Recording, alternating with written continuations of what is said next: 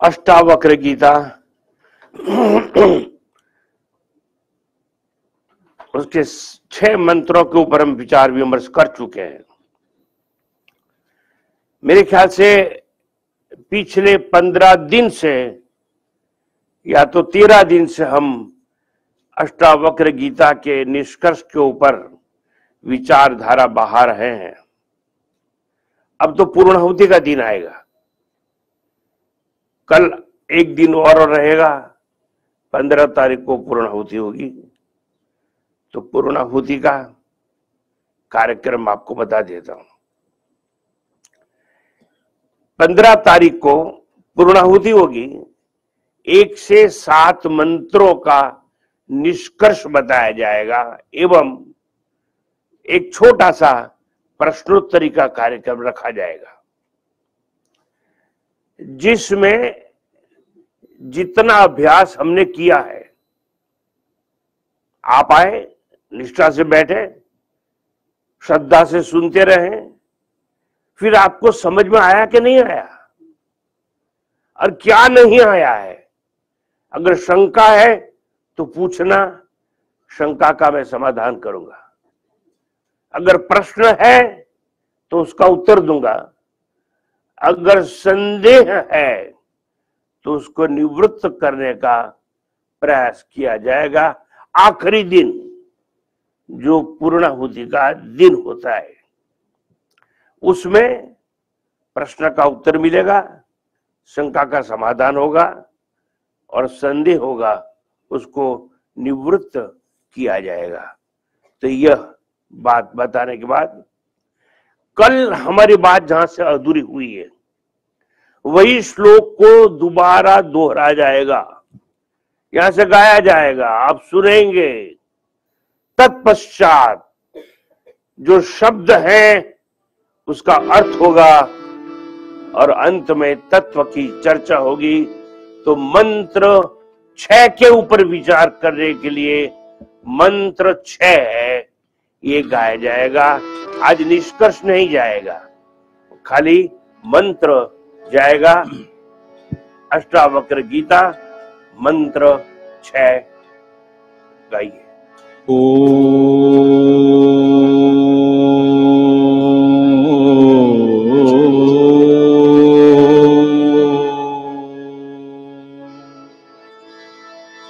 धर्माधर्मो सुखम दुःखम मानसानिन ते विभो। धर्माधर्मो सुखम दुःखम मानसानिन ते विभो। न कर्तायसि न भोक्तायसि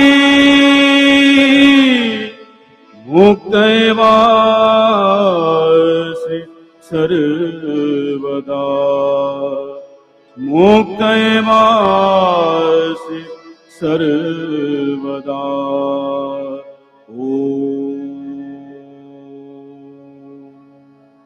मुक्त एवासि सर्वदा, अच्छी बात बताई गई। अष्टावक्र जी ने कहा, किसको कहा? राजा जनक को कहा, जिसके हाथ में सत्ता के सूत्र हैं, ख्याति है, प्रतिष्ठा है, धन है, नौकर है, चाकर है, नर्तकी है, राजमहल है, सब कुछ है, फिर भी अंदर सूना है, अज्ञान है, प्रश्न है, शंका है। तो समाधान करने के लिए गुरु बनाया गया अष्टावक्र जी को, और अष्टावक्र जी ने सुनाया। अष्टावक्र उवाच करके कहा, धर्मा धर्मौ सुखम दुखम। धर्म अधर्म, सुख और दुख, ये तेरे धर्म नहीं है, ये मन के हैं। हमारा मन किसी को सुख कहता है, हमारा मन किसी को दुख कहता है, और सुख और दुख का अनुभव मन के द्वारा होता है, शरीर के द्वारा नहीं। तो देखिए, मानसानी न ते विभो, विभो हे विश्वव्यापक। जनक को उद्बोधन किया गया, मगर कितना अच्छा, हे सर्वव्यापक। विभो, विभो मतलब आकाश, जो सर्वव्याप्त है वो। हे जनक, तू ये सिंहासन के ऊपर बैठने वाला मात्र एक शरीर नहीं है। जो तू समझता है कि राजा की छड़ी लेके बैठता हूं, वो तू नहीं। हे जनक, तेरा जो आकार है वो आकार तू नहीं, तू निराकार है। इसलिए सर्वव्याप्त है, इसलिए मैंने तुझे विभो कहा है। क्या कहा गया? मानसानी न ते विभो। तो देखिए आगे कहते हैं, न कर्तासी न भोक्तासी, मुक्त एवासी सर्वदा। तू कर्म का कर्ता भी नहीं है और इंद्रियों का भोग है उसका भोक्ता भी नहीं है। न कर्तासी न भोक्तासी, दोनों से मुक्त है। ना तू करता है ना तू भोगता है, मुक्त एवासी सर्वदा। तू पहले भी मुक्त था, अभी भी मुक्त है, मुक्त ही रहेगा, मगर तू जानता नहीं है। तूने यही महसूस किया, मैं बंधन में हूं, मैं बंधन में हूं। क्यों? तूने अपने को शरीर माना है। शरीर तो दृश्य है और तू तो दृष्टा है। शरीर तो आंख से दिखता है और तू तो अदृश्य है। शरीर को तो नाम है मगर तू तो अनामी है। शरीर तो मृत प्राय है मगर तू तो अमर है। शरीर को तो जन्म है, तू तो जन्मा ही नहीं है। हे विभो, थोड़ा सोच ले। न कर्तासी न भोक्तासी, मुक्त एवासी सर्वदा। अब एक बात हमने समझ ली है, सुख दुख ये मन की परिभाषा है। कल मैंने आपको बहुत अच्छी तरह से सदृष्टांत ये बात समझाई थी। सुख और दुख उसका अनुभव मन करता है। तभी तो जब डॉक्टर ऑपरेशन करते हैं, सर्जन, तो क्या करते हैं? चाकू मारा, पेट काटा, क्या खून नहीं निकलता? निकलता है। अच्छा, क्या दर्द नहीं होता है? होता है। फिर दर्दी चिल्लाता क्यों नहीं है? चिल्लाता इसलिए नहीं है कि दुख का अनुभव मन नहीं करता है। वी हैव सेरेब्रल कॉर्टेक्स, मस्तिष्क छाल, उसके अंदर ब्रेन है, सेरेबेलम एंड सेरेब्रम।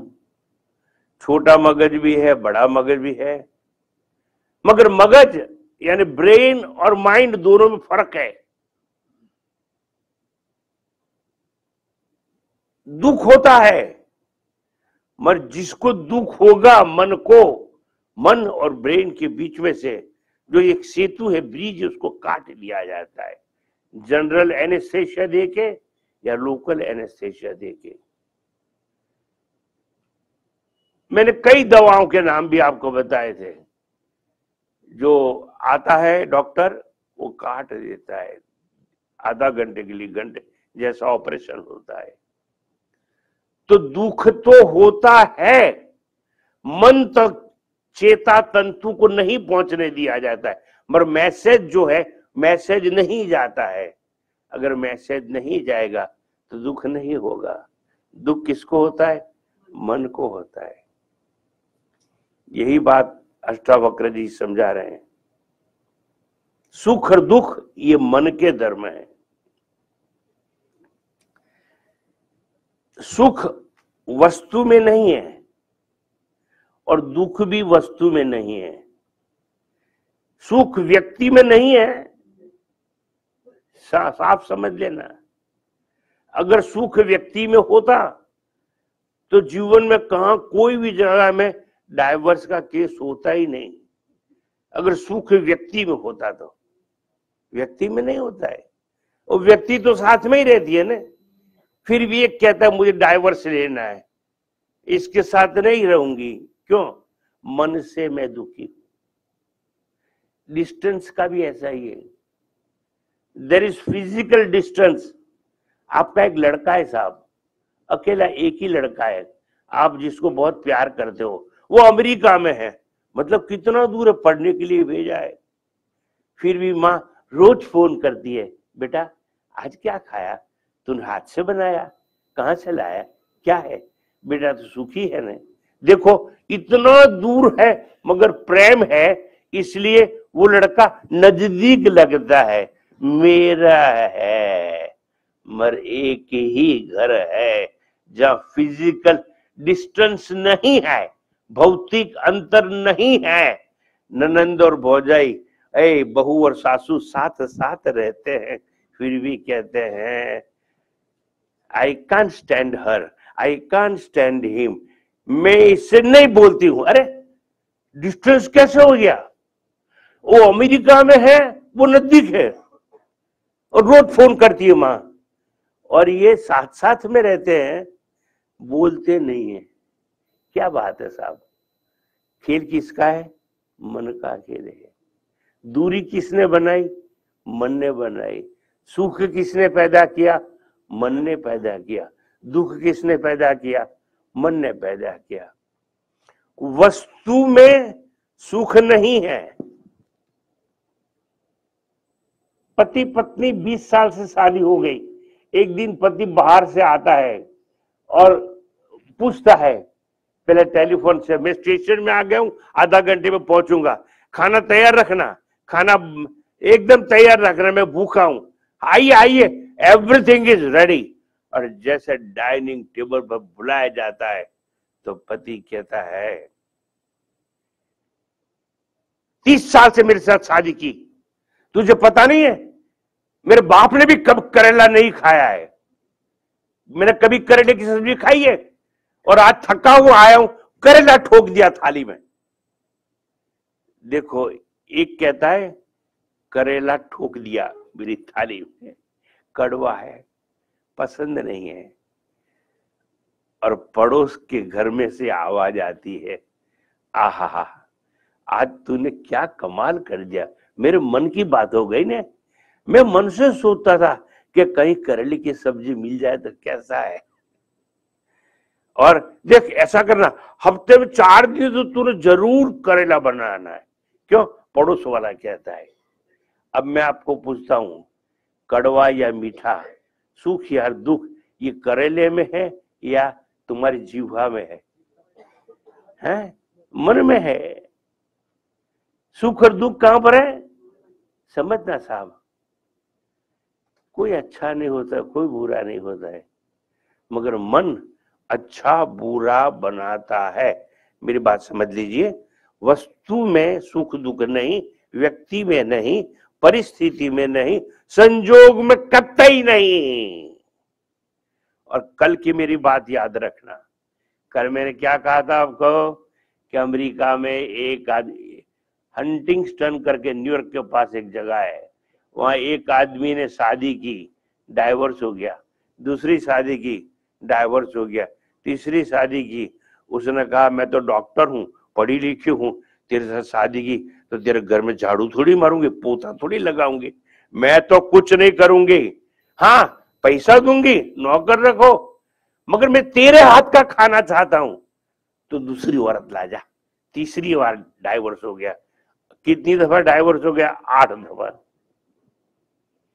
फिर जो आदमी था ना 8 दफा डाइवोर्स लिया, कल की बात थोड़ी बता देता हूं, उसने एक दिन अपने मित्रों को इकट्ठा किया, अरे आज तो बहुत जीवन का बड़ा निर्णय ले लिया। अरे क्या बात करता है, क्या बता तो सही।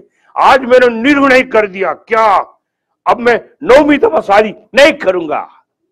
तो सब मित्र खुश हो गए, अरे क्या बात है भाई, अब तू कहता है 8 दफा डाइवोर्स ले लिया, अब तू शादी नहीं करेगा? नहीं करूंगा। अच्छा कोई ट्रिक तो बता दे, क्या चमत्कार हो गया, क्या मिल गया ऐसा तुझे कि तू शादी नहीं करेगा? हाँ ट्रिक बता, हमारे भी काम आएगी। तो अच्छा मेरे घर कॉफी पीने आना, मैं शाम को बताऊंगा। कॉफी पीने मित्र लोग इकट्ठे हो गए, मिल गए। अच्छा अब बताने वो सीक्रेट क्या है कि तू शादी नहीं करेगा? बोले बता दूं? बोले बता दे।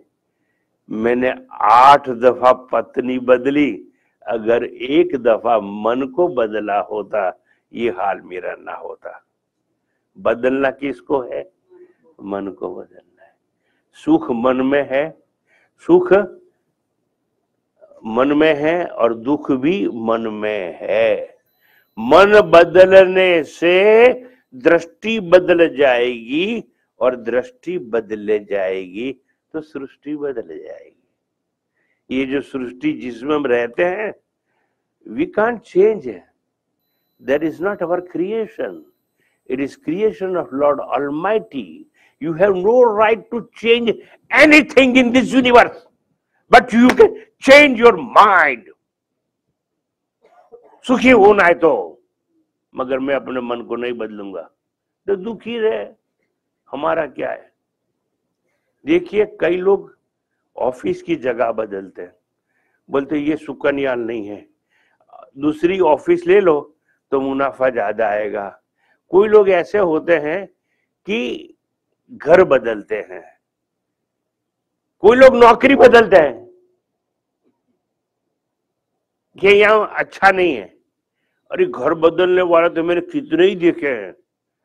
बोले ये घर में और एक वास्तु शास्त्र वाला आएगा, बदमाश चोर, और वो उठ पटांग कुछ न कुछ बताएगा। घर में खड़ी रसोई है तो बोलेगा नीचे कर दो, और नीचे रसोई पका रहे तो बोले खड़ा रसोड़ा कर दो। ये खिड़की पूर्व में है तो बोलेगा पश्चिम में कर दो। अरे ऐसा करने से कुछ नहीं होता है। मगर लोग ऐसे हैं, समझते नहीं है कि मन बदलना है, घर बदलना नहीं है, नौकरी बदलना है। माफ करना, पत्नी तो कभी नहीं बदलना है, वो तो लक्ष्मी है। ज्यादा करके गुजराती लोग बैठे हैं ना, दिवाली के अगले दिन एक पूजा करते हैं ना। हाँ देखो भाई समझ गए, लक्ष्मी पूजा, और सादी भाषा में कहते चौपड़ा पूजन। अच्छा लक्ष्मी पूजा करते तो हो कि नहीं भाई? करते हो ना। किसके लिए? पैसा कमाने के लिए। एक दफा अपनी जो 2 पैर वाली लक्ष्मी है ना, उसके सिर पे तिलक तो लगा यार। तू जिसको लाया है उसको तो लक्ष्मी नहीं मानेगा, और ये चौपड़े को लक्ष्मी मानेगा? बुद्धू तेरा कल्याण कभी होने वाला है? कभी नहीं होगा। 2 पैर वाली जो लक्ष्मी है ना, उसके सिर में टीका लगा। एक दिन तो कह दे कि तेरे बाल में संवार दूंगा तो तू पति है, वरना तू पत गया है, खत्म हो गया है। देखो साहब, सुख और दुख ही मन से है।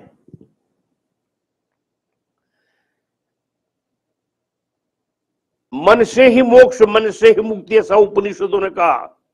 मन है एवं मनुष्याणाम कारणम बंध मोक्षयो। नहीं समझे, हमारे संतों ने कहा, अपनी मातृभाषा में कहा, फिर भी नहीं समझ में आया। कहा मन बांधे मन छोड़वे, रच्यू मने आसर्व, नाना नेह कथे श्रुति, एक अनेके सर्व। नहीं समझे। जिसको समझना नहीं है ना, वो नहीं समझेगा। मगर कोई समझाने वाला मिल जाए तो, आज प्रातः काल में आपको मिल गया है समझाने वाला, और मैं समझाता हूं। भारत में राजस्थान नाम का एक स्टेट है। राजस्थान से एक पोता, ग्रैंडसन और ग्रैंडफादर कलकत्ता जा रहे हैं। राजस्थान से एक ट्रेन ऐसी है जो जयपुर से निकलती है, रुकती नहीं है, धीरे धीरे कलकत्ता तक जाती है। दादा और वो पोता अंदर बैठे हैं, और ऐसा होता है। आजकल के जमाने में तो नई नई ट्रेन निकली, वो जमाने में ऐसी नहीं थी। एक यहाँ पर बेंच है, एक यहाँ पर सामने लोग बैठते थे, बातें चीते करते थे, हंसते थे। एक दूसरे के डब्बे का खाना खाते थे, मजा कर, दोस्ती हो जाती थी। एक क्षण मात्र।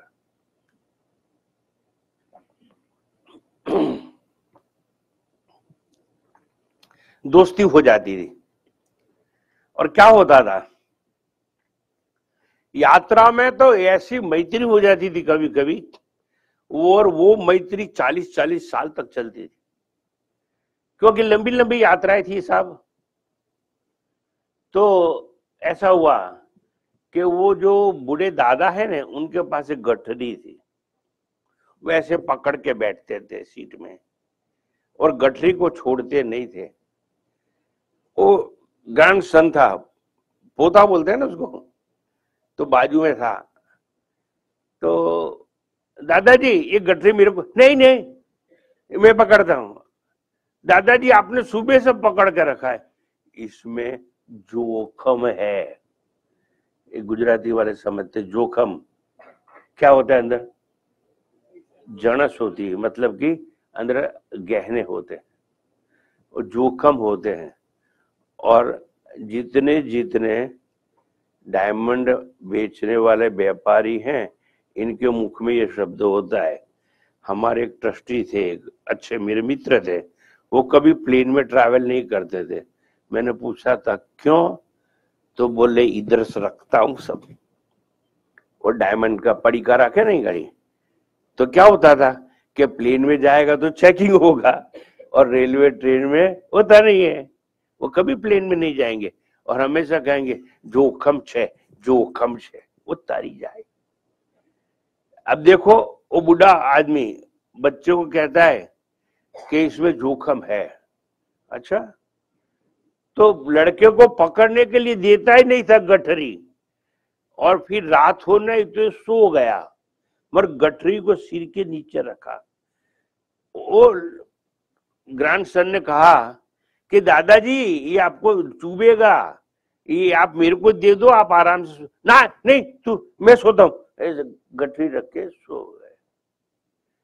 फिर देखो राजस्थान कहाँ, कलकत्ता कहाँ, 2-3 दिन लगते थे वो जमाने में ट्रेन के अंदर, खाना पीना सोना 2 दिन तक वहां रहता था। फिर ऐसा हुआ साहब कि बार बार ये चिल्लाते थे दादाजी के जोखम है, जोखम है। तो ऐसा हुआ कि एक जंगल के बीच में ट्रेन रुक गई। पहले ऐसा बहुत होता था, ट्रेन रुक जाती है, लाइट बंद हो जाती है, फ्यूज जाता है, क्या या तो सिग्नल नहीं मिला है या तो कुछ गड़बड़ हो गई। और वहां देखा कोई स्टेशन, अच्छा स्टेशन नहीं, मगर एक कहते हैं फ्लैग स्टेशन, जिसमें प्लेटफॉर्म नहीं होता है, तो उतरने के लिए जरा तकलीफ होती है। और दादा को प्यास लगी थी, तो बेटा कहीं पानी का है? बोले हाँ दादाजी, देखो दूर एक प्याऊ है, मगर मैं आपके लिए लेके आता हूं। ना ना ना ना, तू एक काम कर, एक गठरी को पकड़ के बैठ, कोई कुछ देना नहीं हो, बताना भी नहीं, पकड़ के बैठना हो, इसके जोखम है इसमें। लड़का बड़ा होशियार था, और वो ट्रेन रुक गई थी आधा घंटा से आगे, क्योंकि रिपेयरिंग काम कुछ चल रहा था। और वो जमाने में तो कोयले थे, पानी भरना होता है, ऐसी ऐसी ट्रेनें थी हमारी। तो दूर एक प्याऊ थी पानी की जगह, तो दादा ने सोचा मैं जो वहां जाके पानी पी के आता हूं। तो दादा तो गए धीरे धीरे उतर के, और वो ग्रैंडसन ने उसको पोटरी दे दी है। अब क्या हुआ साहब, वो लड़का बहुत होशियार था, उसने सोचा अरे कहीं जोखम दिखता नहीं, इधर नहीं किधर नहीं, ये दादा क्यों पुकार रहे, जोखम है जोखम है, चलो आज जोखम ही निकाल देते हैं।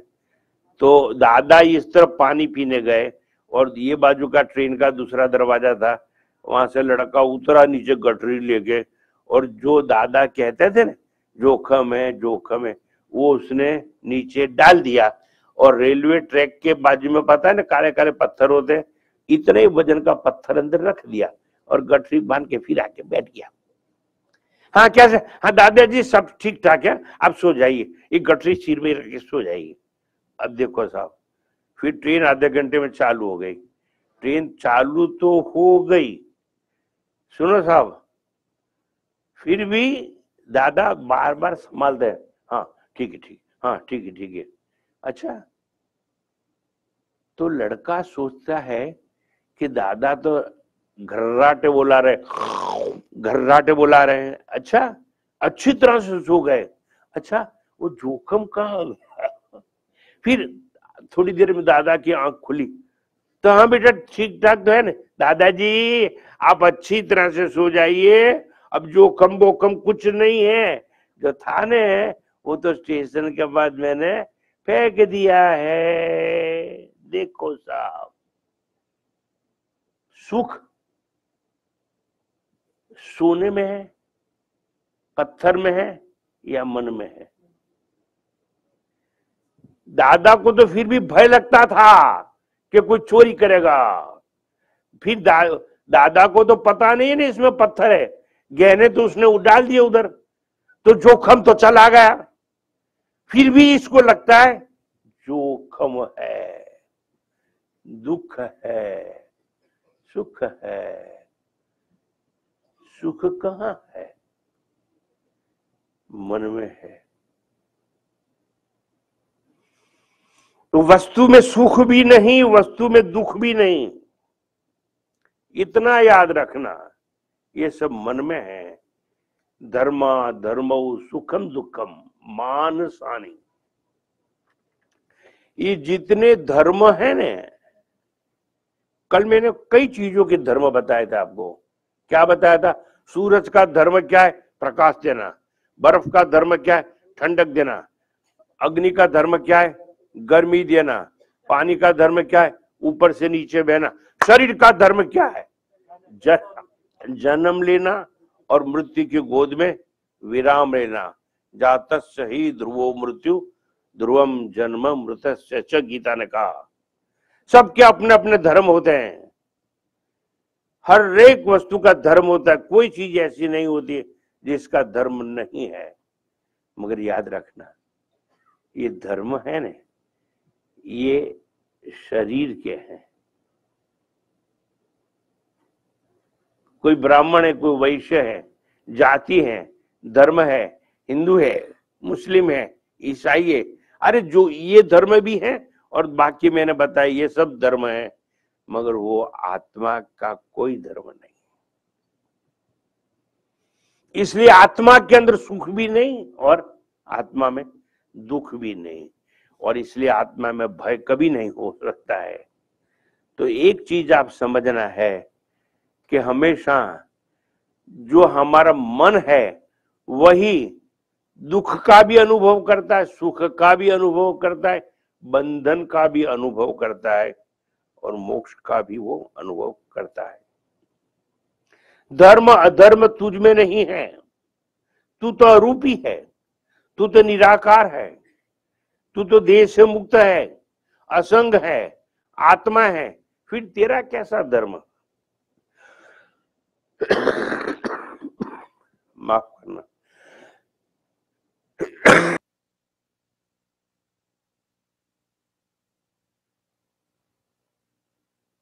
शरीर का धर्म है, आदि व्याधि और उपाधि आत्मा का धर्म नहीं है। जो अनात्मा है, आत्मा नहीं है, वो जड़ है। जो जड़ है वो आंख से दिखता है, आंख से जो दिखता है वो कार्य करता है, और कार्य करता है, आंख से दिखता है, वो जन्म लेता है, और जन्म लेता वो देह है, और देह के भीतर इंद्रियां भी है, मन भी है, बुद्धि है। धर्मा धर्मो सुखम दुखम मानसानि, ये सब मन के धर्म है, आत्मा का कोई धर्म नहीं है। हे जनक, तेरे पास सद्गुण भी नहीं, अवगुण भी नहीं, धर्म भी नहीं, तू निर्धर्म भी नहीं, तू तो धर्म अधर्म से असंग है, धर्म अधर्म का साक्षी है। यानी कि तू करता भी नहीं और तू भोगता भी नहीं। न कर्तासी न भोक्तासी मुक्त एवासी सर्वदा। हे जनक, मन और शरीर और इंद्रियां, इनके जो धर्म है वो तेरे नहीं है। मन का धर्म है विचार करना, मगर तू विचारों का साक्षी है। इंद्रियों का धर्म है भोग करना, मगर वो भोग कर्म का तू साक्षी है। मन सुखी दुखी हो सकता है, मगर तू तो मन का भी साक्षी है। तू ना सुखी हो सकता है ना तू दुखी हो सकता है। हे जनक, ये भ्रांति से तू मुक्त हो जा। मुक्ति के लिए धर्म का त्याग कर, मगर किसके धर्म का? इंद्रियों के धर्म का, मन के धर्म का, बुद्धि के धर्म का। सबके अपने अपने धर्म है। बुद्धि का धर्म है निर्णय लेना, मन का धर्म है विचार करना, इंद्रियों का धर्म है भोग करना, अवयवों का धर्म है कर्म करना। सबको छोड़।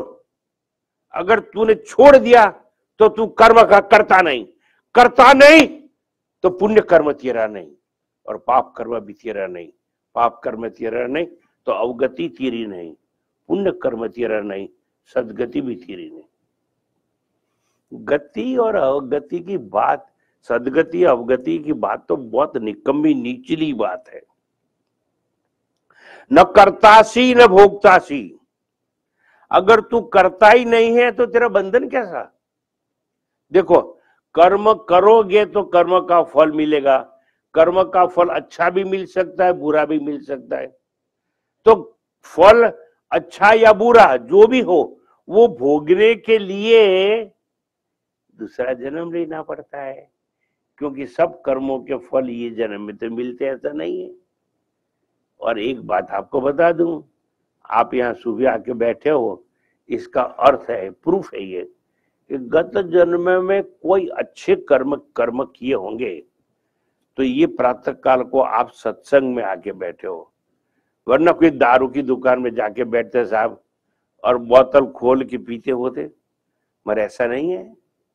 अच्छे कर्मों का फल आप भोग रहे हो, इतना याद रखना। आप बैठे हो ना, आपको पता है कि दोपहर में खाना मिलने वाला है, चिंता नहीं है।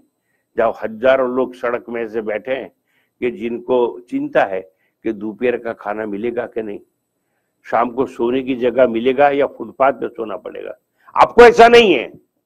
क्यों नहीं है? गत जन्म में अच्छे कर्म किए थे। इसलिए मैं कहना ये चाहता हूं कि अगर आप कर्म के कर्ता हो तो फल मिलेगा, और फल ये जन्म में नहीं मिला तो दूसरे जन्म में मिलेगा। तो जन्म और मृत्यु के चक्र में आप फंसोगे, और अष्टावक्र चाहते आप फंसे नहीं। तो आप करता नहीं मानो, शरीर करता है, मन करता है, इंद्रिय करता है, आप नहीं। आप तो सबके साक्षी हो। ये ज्ञान जब प्राप्त होगा तो साक्षी हमेशा मुक्त होता है और मुक्त ही रहता है। इसलिए उपनिषदों ने तो कहा, हमने समझा नहीं। त्यज धर्मा धर्मच उभे सत्यानृते त्यज। संन्यासो उपनिषद कहता है धर्म अधर्म, सत्य और असत्य दोनों को त्याग दो। ये सब प्रातिभाषिक है। ये चीज सत्य है या असत्य है, ये तो जागृत अवस्था में होता है,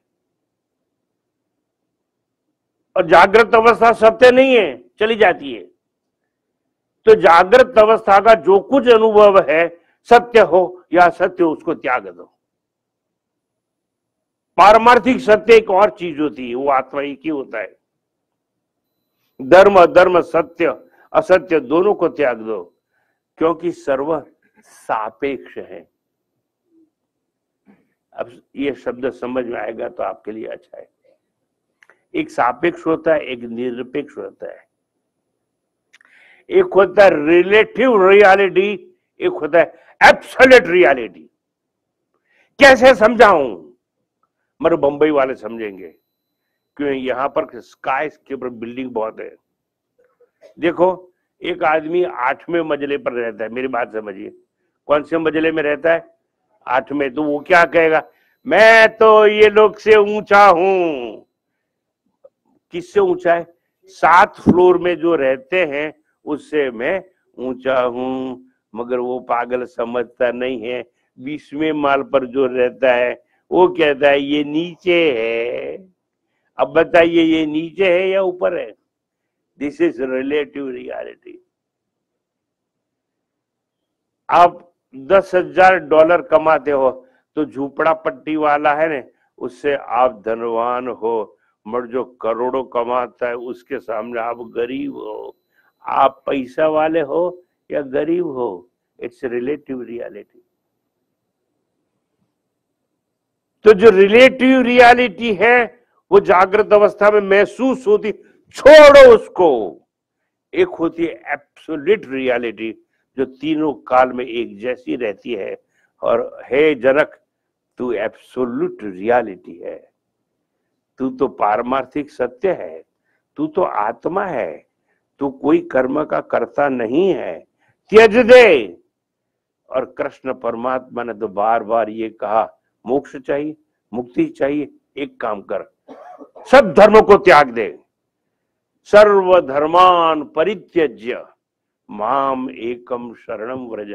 18वें अध्याय में कहा, मेरी शरण में आ जा, मैं मोक्ष दूंगा, मेरी एक ही शर्त है, धर्म तद्य। लोग समझे नहीं, और लोग ऐसा समझे, मैं पुष्टि मार्ग का धर्म छोड़ दूं, मैं स्वामीनारायण धर्म छोड़ दूं, मैं सनातन धर्म छोड़ दूं, मैं शिव पंथ छोड़ दूं। ये बुद्धू, गीता समझने का तेरा सामर्थ्य नहीं है। कृष्ण ने ये कहा, शरीर का धर्म छोड़, यानी शरीर जन्मता है मरता है, ये छोड़ दे। मन का धर्म छोड़, मन सुखी होता है दुखी होता है, छोड़ दे। अवयवों का धर्म छोड़ जो कर्म करता है, इंद्रियों का धर्म जो भोग करती है, सब छोड़। क्या छोड़ना कहा वो लोग समझे नहीं, और कहते हैं पूरी गीता मुखपाठ कर ली है हमने, बिना समझे साझे। ठीक है साहब, देखिए जनक को बात बताई गई है, न कर्तासी न भोक्तासी। अगर तू कर्म करता है तो करता है, अगर तू करता है ऐसा तूने क्यों माना? मैं भोगता हूं, देखो समझो, मैं अच्छा 5 स्टार होटल में जाकर एक डिश खाता हूं तो मैं खाने की चीज उसका भोगता हूं, मगर मैं भोगता कब हूं? जब मेरे को शरीर का अभिमान है, जब मैं अहंकारी हूं। मैं शरीर हूं तो इंद्रियां मेरी है, और इंद्रियां मेरी है तो इंद्रियां भोग करती है, इंद्रियां भोग करती है तो मैं मानता हूं मैं भोगता हूं। देखो, मैं भोगता भी नहीं, मैं करता भी नहीं, मगर जब देह का अभिमान आएगा हमारे अंदर तो हम कर्ता बन जाते हैं, भोक्ता बन जाते हैं। असल में हम कौन है साहब? नहीं, I want the terminology, I am Sakshi. मैं बॉलर नहीं, मैं फील्डर नहीं, मैं बैट्समैन नहीं, मैं अंपायर हूं। कोई कर्म करेगा तो भी मैं उसका साक्षी हूं, कोई भोग करेगा तो भी मैं उसका साक्षी हूं, मेरी आंख रोएगी तो भी मैं उसका साक्षी हूं, मेरे दांत बाहर दिखाई देंगे और स्माइल करूंगा, मैं हंसता रहूंगा तो भी मैं उसका साक्षी हूं। हास्य का भी साक्षी हूं, रुदन का भी साक्षी हूं, मैं दोनों में से कुछ नहीं हूं। हे जनक, तू आत्मा है, विश्व साक्षी है, न कर्तासी न भोक्तासी, मुक्त एवासी सर्वदा, धर्मा धर्मौ सुखम दुखम मानसानी न ते विभो। अगर तू विश्व साक्षी है, सबका अगर साक्षी है, तो देखना जो साक्षी होगा उसके द्वारा सब कुछ होता है, मगर वो कुछ नहीं करता है। वंस अगेन, जो साक्षी होता है, यानी कि मैं सतचित आनंद स्वरूप आत्मा हूं, तो मैं कुछ नहीं करता हूं मगर सब कुछ होता है। कैसे होता है? ऐसे होता है, आकाश में सूर्य है, कुछ नहीं करता है, उसकी अध्यक्षता में, सूर्य की अध्यक्षता में सूर्य के तेज किरण आते हैं, सागर के पानी में गिरते हैं, भाप बनती है, बाष्पीभवन होता है, बादल बनते हैं, बादल बरसते हैं, अनाज उगता है, गेहूं चावल हम खाते हैं, लोही बनता है, उसमें से वीर्य बनता है और प्रजोत्पत्ति होती है और पूरा संसार चलता रहता है। सूर्य कुछ नहीं करता है, फिर भी ऋतुओं में परिवर्तन करता है। बारिश आती है, ठंडक आती है, गर्मी आती है। सूर्य कुछ नहीं करता है, मगर उसका गुरुत्वाकर्षण का बल इतना प्रबल है कि सब ग्रहों को उसके इर्द गिर्द घूमना पड़ता है। आपने एक उत्सव देखा है ना, नवरात्रि में क्या होता है, माता का एक ताबूत रखा जाता है, मूर्ति रखी जाती है और सब लोग गरबा गाते हैं ना। तो ये सूर्य का गरबा गाते हैं कौन, जितने ग्रह हैं, ये सब ग्रह हैं, उपग्रह हैं, धूमकेतु हैं, ये सब सूर्य के इर्द गिर्द घूमते रहते हैं। आप लोग तो साल में एक ही दफा नवरात्रि बनाते हो, वो सूर्य के इर्द गिर्द तो नवरात्रि ही नवरात्रि होती है, रात दिन। मगर सूर्य क्या करता है, कुछ नहीं करता है। इतनी बात समझ में आती है, सूर्य कुछ नहीं करता है, फिर भी आप बाहर धूप में खड़े रहोगे, आपको विटामिन डी मिलता रहेगा। सूर्य कुछ नहीं करेगा, रात और दिन होंगे, ऋतुओं में परिवर्तन होगा, बारिश होगी, बादल बनेंगे और ये सब होता ही रहेगा। इतना ही नहीं, सूर्य कुछ नहीं करेगा तो भी वनस्पति जगत में वृद्धि प्राप्त होती है। बीज डाल दो मगर सूरज की किरण नहीं पड़ेगी तो वृक्ष नहीं बन सकता है। तो हम समझते हैं कि अपने आप नहीं उगता है, सूरज उसको उगाता है, मगर हमको दिखता नहीं है। इतनी बात समझ में आई।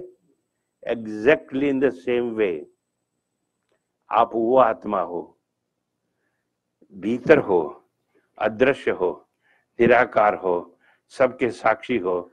आप हो इसलिए आंख देखती है, आप हो इसलिए कान सुनते हैं, आप हो इसलिए मन विचार करता है, आप हो इसलिए बुद्धि निर्णय लेती है, आप हो इसलिए इंद्रियां भोग करती है, आप हो इसलिए अवयव हैं, ये कर्म करते हैं। तो आप विश्व साक्षी हो। आज समझ में आया। अब आपको कोई पूछता है ना, भाई साहब कहाँ रहते हो, क्या करते हो, कह देना मैं तो विश्व साक्षी हूं।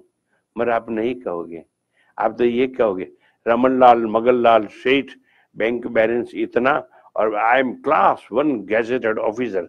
ये बुद्धू, तू क्लास 1 नहीं है, क्लास 0 भी नहीं है, तू विश्व साक्षी है। समझ तो सही, मगर समझना तो है नहीं। फिर भी यहाँ पे बैठे हो, अच्छा है, मुझे बहुत आनंद है। आज नहीं तो कल, नहीं तो परसों, कभी तो समझोगे। समझने के लिए आए हो, समझ के रहोगे। ऐसा है, कर्ता भाव और भोक्ता भाव ये अहंकार का परिणाम है।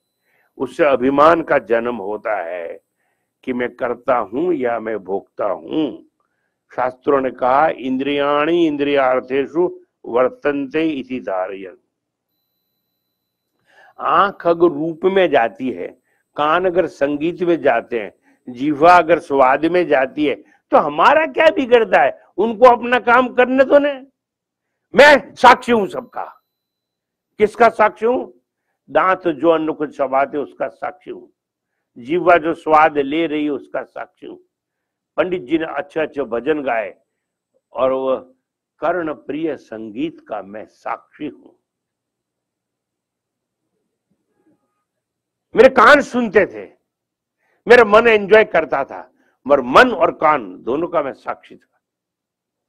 मैं विश्व का साक्षी हूं और इंद्रियां अपने विषयों में काम करते हैं, मुझे कुछ उसमें लेना देना है नहीं, होना भी नहीं चाहिए।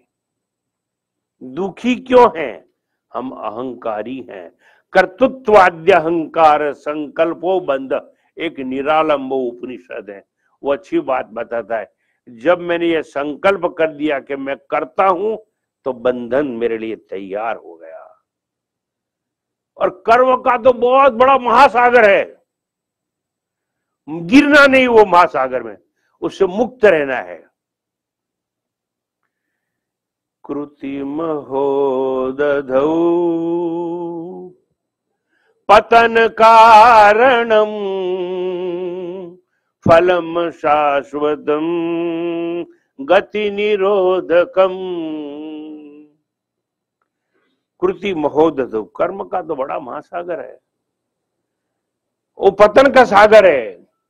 मगर आप कर्म करो, मगर समझो मैं कर्म का साक्षी हूं, तो आप अकर्ता रहोगे।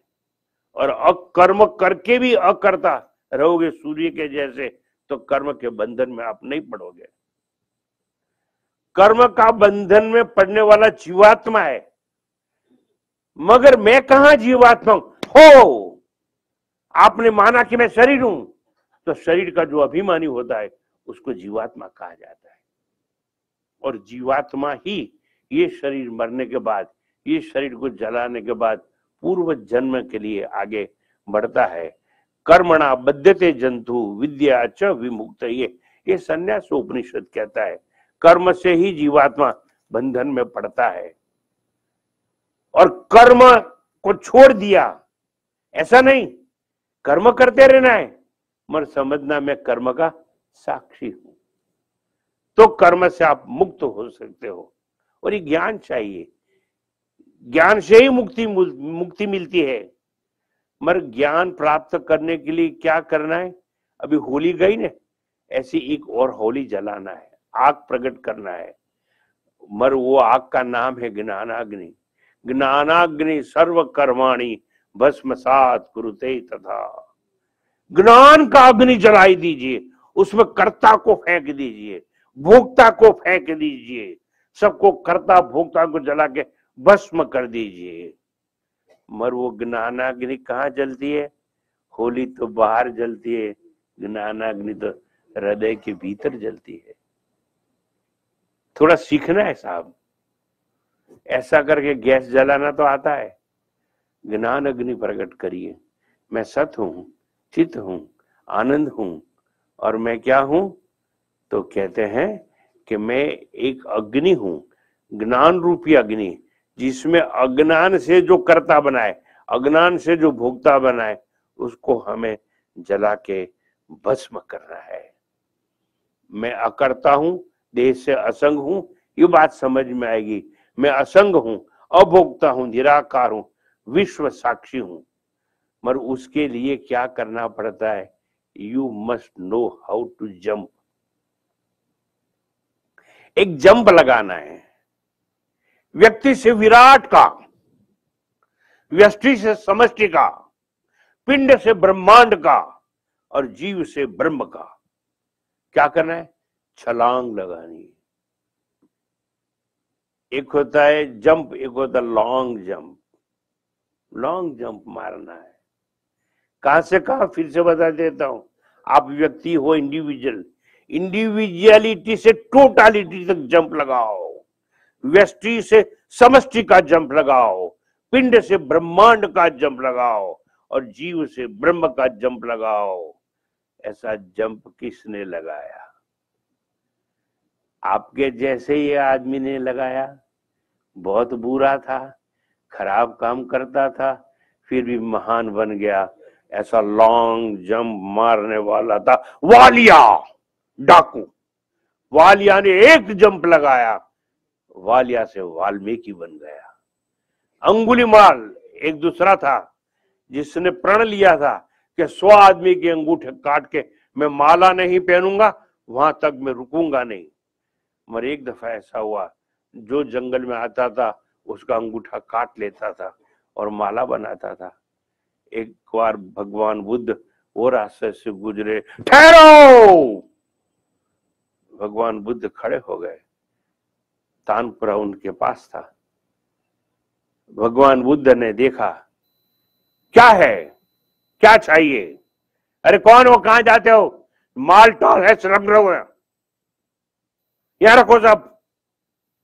उसने कहा वो तो रख दूंगा, तुझे क्या चाहिए? मैं आपको छोड़ूंगा नहीं, वो बुद्ध भगवान को कहता है। कौन? उसका नाम था अंगुलीमाल, क्योंकि अंगूठा काट कर माला बना के पहनता था। तो भगवान बुद्ध ने उससे एक प्रश्न पूछा कि भाई, ये तू मेरा अंगूठा काट देगा तो तुझे क्या मिलेगा? नहीं, मेरा प्रण है ऐसा। हाँ, काट दे, मुझे मार दे, लूटना है तो लूट ले, एक काम कर। बोले क्या? ये तेरे पास छुरा है ना जो गर्दन काटने वाला, ये तेरे ऊपर जो पेड़ है ना, मुझे एक टहनी काट के पत्ते वाली डाल दे नीचे, बस, फिर तू मेरा अंगूठा काट दे, गर्दन काट ले, जो करना कर। मारा, एक नहीं 100 पत्ते नीचे आ गए। तो फिर भगवान बुद्ध ने कहा, बेटा एक काम कर, अब अभी तो मेरी आधी बात हुई, तूने जल्दी कर दिया। मैंने कहा उसके पहले तूने छुरा फेंका और डाली तो नीचे आ गई। उसमें से एक पत्ता है ना जो नीचे गिरा है ना, फिर से जोड़ दे दो। बोले क्या बात करते हो? अरे जो पत्ता नीचे गिरा है तू जोड़ नहीं सकता है ना? मैं जोड़, तो तुझे गर्दन काटने का, अंगूठा काटने का कोई अधिकार नहीं है। जो तोड़ता है उसको जोड़ना आना चाहिए। समझ गया और भगवान का शिष्य बन गया और भगवान बुद्ध का बहुत बड़ा एक भिक्षु बन गया वो। इतना ही नहीं, ऐसी छलांग लगाई, ऐसी कूद मारी, ऐसा लॉन्ग जंप किया, एक राजा के लड़के ने, सिद्धार्थ जिसका नाम था, और सिद्धार्थ गौतम बुद्ध बन गया। पत्नी भी थी, बच्चे भी थे, सब कुछ था। प्रश्न एक ही उठा, मुर्दा जा रहा है, ये क्या है? हम सब मरने वाले हैं, मरना ही ये हमारा धर्म है, हम अमर नहीं हो सकते। ऐसी ऐसी विचारधारा से एक छलांग लगा दी। मैं आप सबको कहता हूं, मेरे पास 2 दिन है बात करने के लिए, आप एक छलांग लगाओ। नहीं लगा सकते हो? लगा सकते हो। निष्कर्ष करो, विल पावर को उठाओ और कह दो, मैं करता नहीं, मैं भोगता नहीं, मैं साक्षी हूं सबका। किसका साक्षी? जागृत अवस्था में जो कुछ हो रहा है उसका साक्षी हूं, सपने में जो था उसका साक्षी हूं, सुषुप्ति में जो होता है, आई डोंट नो एनीथिंग, अहम किमपि न जानामि, ये अनुभूति, उसके साक्षी बनो। क्योंकि आप साक्षी हो मगर जानते नहीं हो। In waking state I am waker, in dream state I am dreamer, and in deep sleep state I am deep sleeper, but I is common in all 3 states। बाकी आता है, जाता है, सब कुछ होता है, मगर मैं कहीं जाता नहीं, आता नहीं। वो आत्मा मैं हूं, मैं अधिष्ठान हूं आने जाने वाली चीजों का। मुक्ति देखना समझना साहब, वैराग्य की जो बातें समझाई जाती है ये साधन दिशा है। फिर से, वैराग्य की जो बात बताई जाती है वो साधन की दिशा है, और मुक्ति की बात जो बताई जाती है वो आत्मदशा है। बार बार ऐसी बातें मैं नहीं बतलाता हूं, आज मेरे मुख से निकल रहा है। एक आत्मदशा है और एक दिशा है। पहले आपको दिशा बताई जाती है, वैराग्य प्राप्त करो, और अगर आपको दिशा मिल गई है फिर कहा जाता है आत्मदशा को प्राप्त करो। और दोनों कर लिया तो आपने क्या किया पता है? You have given your self introduction that who you are. अगर आपको मोक्ष मिल गया, दिशा भी मिल गई, दशा भी मिल गई, तो आपने समाज को कह दिया मैं आत्मा हूं, विश्व साक्षी हूं, मैं सत्य हूं, मैं चित्त हूं, मैं आनंद हूं, आई एम एवर एग्जिस्टेंस। पहले था, अब हूं और रहने वाला हूं। मैं जन्मा नहीं और मरने वाला नहीं हूं। मैं करता भी नहीं, मैं भोगता भी नहीं, मैं जन्म और मृत्यु के चक्र में घूमने वाला भी नहीं। You gave your own introduction. अगर वैराग्य की दशा मिल गई और मुक्ति की दशा मिल गई है तो अपने आप ही आपने क्या कर लिया? आपकी खोज कर ली है, फिर मेरी आवश्यकता जीवन में कभी नहीं रहेगी।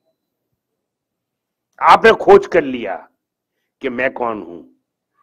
साहब, कई चीज आपने ढूंढी है जीवन में, अपने को तो ढूंढिए। अच्छी खूबसूरत लड़की की जरूरत थी, मिल गई? हाँ मिल गई। ढूंढ लिया? अरे पकड़ के लाया। धन की खोज थी, नौकरी कर ली, धंधा कर लिया, कईयों को लूट लिया, धन कमा लिया। प्रतिष्ठा चाहिए? हाँ, मैं जहां जाता हूं वहां लोग ताली बजाकर मुझे बुलाते हैं। प्रतिष्ठा मिल गई, सब कुछ मिल गया, फिर भी आप कौन हो वो नहीं जानते हो। वो दूसरे के पास जाते हो। क्यों आए मेरे पास?